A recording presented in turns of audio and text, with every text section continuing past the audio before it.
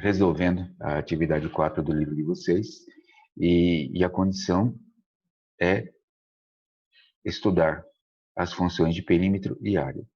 Como material de estudo, nós vamos estar utilizando aqui o Excel, e depois desse vídeo eu vou estar publicando de como vocês podem fazer esses gráficos no Excel. É uma maneira bem rápida e bem simples. No livro de vocês, na atividade 4, no item A, tem assim: esboce o gráfico que representa a função relacionada do lado x de um quadrado com o seu perímetro.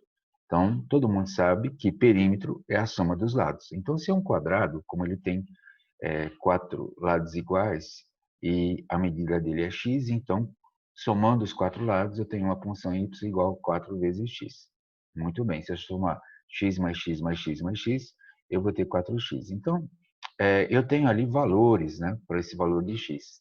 Então, eu tenho x igual a 1, igual a 2, igual a 3, igual a 4, igual a 5. Aqui representa que eu tenho quadrado de lado 1, outro quadrado de lado 2, outro quadrado de lado 3, outro de lado 4 e outro de lado 5. Aplicando essa função, então 4 vezes 1, 4. 4 vezes 2, 8. 4 vezes 3, 12. 4 vezes 4, 16. 4 vezes 5, 20. O que representa 4, 8, 12, 16, 20? Representa o perímetro do quadrado. O perímetro de um quadrado cujo lado mede 1 é igual a 4. O perímetro de um quadrado que tem um lado 2 mede 8. O perímetro de um quadrado que mede 3 é igual a 12, tá bom?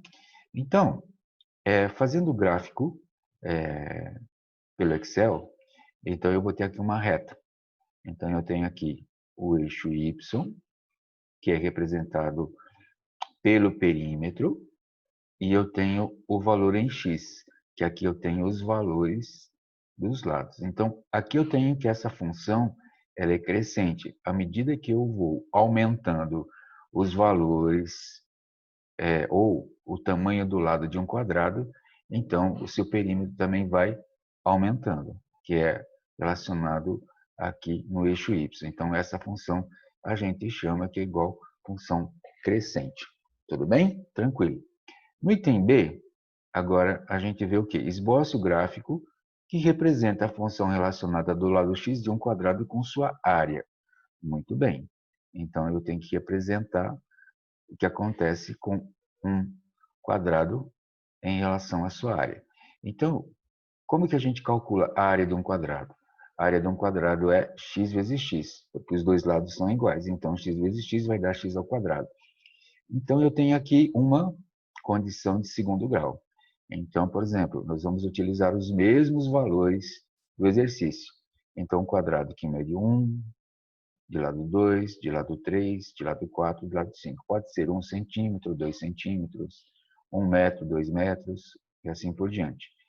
Então, o que eu tenho aqui? 1 elevado ao quadrado dá 1, 2 elevado ao quadrado dá 4, 3 elevado ao quadrado dá 9, 4 elevado ao quadrado dá 16, 5 elevado ao quadrado dá 25. Muito bem. Então, esse gráfico aqui é dado por isso. Então, olha só. Eu tenho 1, né? 1 ao quadrado. Então, eu tenho aqui 1. Então, 2, 4. Então, por exemplo, aqui. Esses lados aqui, perdão, esse eixo Y, ele vai aumentando de 2 em 2. E aqui eu vou aumentando de 1 em 1. Então, eu vou ter um gráfico de uma forma de uma parábola, tá? Porque eu estou trabalhando com uma função incompleta do segundo grau. Muito bem. Então, o que eu quero dizer? Quando o x vale 1, quando o lado do quadrado é igual a 1, então eu tenho uma área igual a 1. Então, vai dar, aqui, tá vendo? Quando vale 1, aqui está valendo 1 também. Aqui já está marcado aqui. Quando o lado é 2, podem ser 2 metros ou 2 centímetros, então eu tenho o valor 4. Então, deu 4 aqui. Aqui, de lado 3, 3 metros ou 3 centímetros, elevado ao quadrado, dá 9. Então, 3, aqui eu tenho 9. Então, eu tenho o comportamento dessa área. Então, quer dizer, à medida que também os lados vão aumentando, tá certo?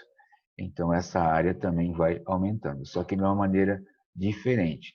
Então, aqui eu tenho uma maneira exponencial e aqui eu tenho uma forma linear.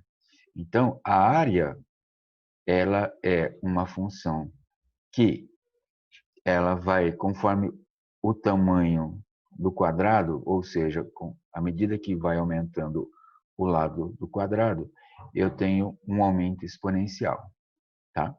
Em termos de grandeza, eu tenho o quê? Eu tenho, pode ser metros quadrados, centímetros quadrados, aqui também metros, ou centímetros ou metros. Vai ser o gráfico vai ser o mesmo, tá? A única coisa que tem que ficar bem claro é que aqui eu tenho uma função e aqui também eu tenho outra função. Aqui representa uma situação e aqui representa outra. Então, aqui eu tenho um crescimento linear, ou seja, é, é, eu tenho a soma dos lados. E aqui eu tenho aqui o quê? O aumento espacial, ou seja, o espaço vai aumentando.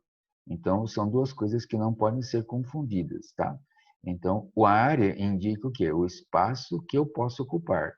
E aqui é linear, apenas me dá a dimensão de um total.